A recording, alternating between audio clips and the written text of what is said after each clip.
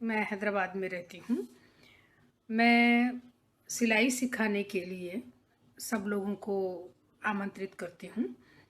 मैं जानती हूँ कि अभी ये कोरोना के लिए कोविड-19 के लिए सभी लोग बहुत ही डरे हुए हैं और सभी लोग बहुत ही सुरक्षा चाहते हैं। तो इसके लिए घर से बाहर निकलना या किसी इंस्टीट्यूट में जा कर के सीखना बहुत ही मुश्किल होता है। तो इसके लिए मेरे पास एक सुविधा है कि आप घर में बैठ कर के भी सिलाई सीख सकते हैं। इसके साथ ही आप समय का सदुपयोग भी कर सकते हैं। ऑनलाइन सीखने के लिए काफ़ी लोगों के मन में बहुत सारे संदेह हैं, बहुत सारी मुश्किलें हैं। उनको समझ नहीं आ रहा है कि कैसे सिखाया जाएगा या वो कैसे सीख पाएंगे या उनके पास उपयुक्त प्रॉपर टूल्स या मटेरियल्स हैं या नहीं हैं। तो वो उनके लिए क्लैरिटी होगी कि नहीं होगी।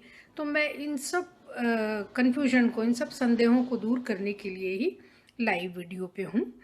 तो मैं सबसे पहले बताना चाहूँगी कि किसी भी तरह की अगर कोई भी तरह का संदेह होगा तो मैं उपलब्ध हूँ, व्हाट्सएप पे उपलब्ध हूँ।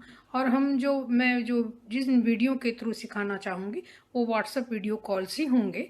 तो इंडिविजुअल को ही मैं अच्छी तरह से अटेंड करूँगी और उन्हें अच्छी तरह से सारी चीज़ें सिखाऊँगी।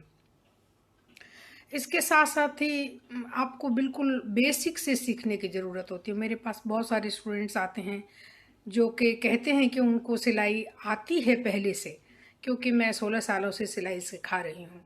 तो मुझे बहुत अच्छी तरह समझ आ जाता है कि उनको क्या आता है, क्योंकि केवल सिलाई मशीन को ऑपरेट कर लेना ही सिलाई आना नहीं होता है। बेसिक जो स्टिचेस होते हैं, बेसिक जो चीज़ें होती है, जैसे हाथ की सिलाइयाँ आना, बटन टाँकना, इसके साथ ही बहुत सारे फिनिशिंग ऐसी चीज़ें होती हैं जिनको पूरा किए बगैर आप कोई भी कपड़े को पूरा नहीं कर सकते हैं। उनको कपड़े को पूरा करना पड़ेगा तभी वो पहनने के लायक हो सकता है। तो इसके लिए आपको बहुत सारी चीज़ें जानने की ज़रूरत होती है। ये बेसिक के अंतर्गत ही आता है।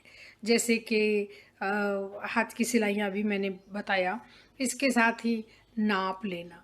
नाप लेना बहुत ही ज़रूरी है और सही नाप लेना और भी ज़्यादा ज़रूरी है, क्योंकि बॉडी मेज़रमेंट आप ले सकते हैं या फिर कोई सिला हुआ कोई कपड़ा पहले से है, तो उस कपड़े का भी नाप किस तरह से सही तरीके से लेना चाहिए। क्योंकि बॉडी मेज़रमेंट हम लेते हैं तो बिल्कुल सही नाप लेते हैं। उसमें हम सिलाई के लिए या ढीला रखने के लिए, ईज़ रखने के लिए हम उसमें ऐड नहीं करते। वो हम पैटर्न में ऐड करते हैं। जब हम पेपर पैटर्न ड्रॉ करते हैं तो उसमें ऐड करते हैं, जो कि अलग-अलग कपड़ों में अलग-अलग तरह की चीज़ें होती है। तो बॉडी मेज़रमेंट लेना और जो हम रेडीमेड कपड़े का नाप लेते हैं उसके अंदर उन नापों में पहले से ही सिलाई के लिए या ढीला के लिए पहले से ही छोड़ा हुआ होता है। तो उस नाप को हम किस तरह से कैलकुलेट करेंगे? कैलकुलेशंस आना बहुत ज़रूरी है, क्योंकि हर एक कपड़े कोई चुस्त होता है, कोई ढीला होता है। तो हर एक कपड़े के लिए अलग-अलग तरह के कैलकुलेशन की ज़रूरत पड़ती है। फिर हम ड्राफ्टिंग बनाना सीखते हैं। ड्राफ्टिंग में भी हम किस तरह से कहाँ कट लगाएँगे, किसका शेप कैसा होगा, ये सारी चीज़ें ड्राफ्टिंग में सिखाई जाती है। ड्राफ्टिंग के बाद हम आ जाते हैं फैब्रिक प्रिपरेशन पे। फैब्रिक अ, कपड़ा कैसे तैयार करना चाहिए कट करने के पहले। अगर शिन के जाना है तो उसको धो लेना है, आयरन कर लेना है। तो कपड़े का प्रिपरेशन भी कट करने के लिए बहुत ज़रूरी है। इसके साथ ही जो हम पेपर पैटर्न कपड़े पर बिछाएंगे तो कपड़ा किस तरह फोल्ड करेंगे, साथ ही कौन सा भाग कहाँ रखेंगे। जैसे कि अगर पीछे वाला हिस्सा हमें बटनी के लिए खुला रखना है तो वहाँ पर हम उस खुले भाग को हमें फोल्ड पर रखने की ज़रूरत नहीं है, लेकिन जो भाग खुला नहीं है उसको फोल्ड पर रखना है। कौन सा भाग लंबाई में रखना है, कौन सा चौड़ाई में रखना है, कौन सा भाग हम क्रॉस कट कर सकते हैं। इसके साथ ही कितने पार्ट्स कट करने हैं, किसी प्रति गारमेंट के हिसाब से, कोई ड्रेस के हिसाब से कितनी चीज़ें कट करनी है। आगे का भाग, पीछे का भाग, बाहें, गले की पट्टी या बटन पट्टी, बहुत सारी चीज़ें कट करने की ज़रूरत पड़ती है। इसके साथ ही फिनिशिंग करना, कपड़े स्टिच कैसा शुरू करेंगे, स्टेप बाय स्टेप स्टिचिंग। ऐसा नहीं कि आप कहीं से कुछ भी शुरू कर दिए, तो आपने पहले मार्किंग कर लेनी है, फिर स्टिचिंग शुरू करना है, उसके बाद उसको फिनिश करना है। तो ये स्टेप बाय स्टेप चीज़ें, इन्हीं को बेसिक बोला जाता है। केवल मशीन चलाना आना बेसिक नहीं होता है। तो ये बेसिक चीज़ें आना बहुत ज़रूरी है। बेसिक टर्म्स अगर नहीं आएंगे, आपको पॉइंट्स नहीं आएंगे, तो आगे एडवांस अगर आप कुछ सीखना चाहेंगे तो नहीं आएगा, नहीं समझ पाएंगे अच्छी तरह से। क्योंकि आप देख सकते हैं कि यूट्यूब में बहुत सारे वीडियोस हैं जो कि लोग देखते भी हैं, फॉलो भी करते हैं, लेकिन समझ नहीं पाते हैं। कई मेरे पास इस तरह की क्वेरीज आती हैं, इसलिए मैं बता रही हूँ, क्योंकि काफ़ी लोगों को समझ नहीं आता है कि ये मेज़रमेंट क्या था, उन्होंने शेप कैसे दिया, अगर हमें किसी दूसरे मेज़रमेंट से करना है तो हम कैसे करेंगे। तो ये सारी चीज़ें उन वीडियोस में क्लैरिटी नहीं हो पाती है। तो इसके लिए बेसिक्स अच्छी तरह से अगर आपको समझ आ जाए, तो आप फिर उन चीज़ों को अच्छी तरह से सीख पाएंगे, देख पाएंगे, और उनको किसी भी नाप से, किसी भी गारमेंट को, किसी भी ड्रेस को आप बना सकेंगे। तो ये जो चीज़ें हैं, यही बेसिक है। इनको सीखने के लिए ही ये मैंने व्हाट्सएप पे एक 20 डेज़ की क्लासेस लगाई है। तो ये आप क्लास कोई भी कर सकता है। तो ये बेसिक सीख लेने के बाद आप मेरे कुछ भी दूसरे कोर्सेज ज्वाइन कर सकते हैं।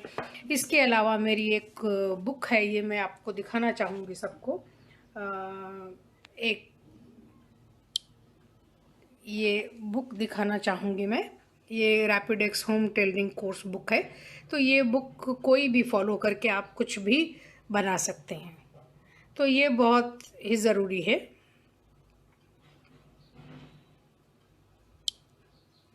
ये इसीलिए ये इन चीज़ों को फॉलो करने के लिए। इसके अलावा मैं और थोड़ा बताना चाहूँगी कि जो लोग ऑनलाइन सीखना चाहते हैं, वो सोचते हैं हमारे पास टूल्स नहीं है, मटेरियल्स नहीं है, तो हम किस तरह से सीखें, किस तरह से बनाएं।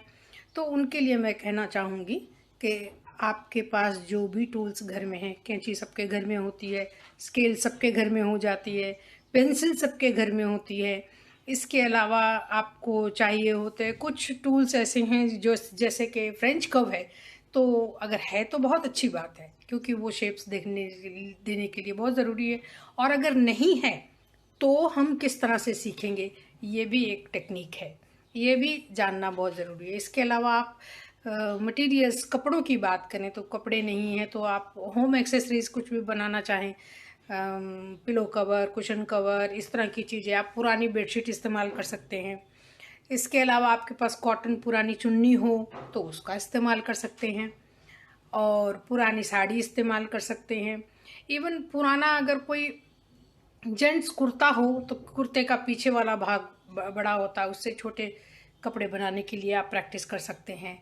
शर्ट रहती है, फॉर्मल शर्ट्स पुरानी है तो उसको भी इस्तेमाल कर सकते हैं, छोटे कपड़े बना करके प्रैक्टिस करने के लिए इस्तेमाल कर सकते हैं। तो ऑनलाइन सीखने के लिए कोई परेशानी नहीं होगी, आप कभी भी ज्वाइन कर सकते हैं। Thank you.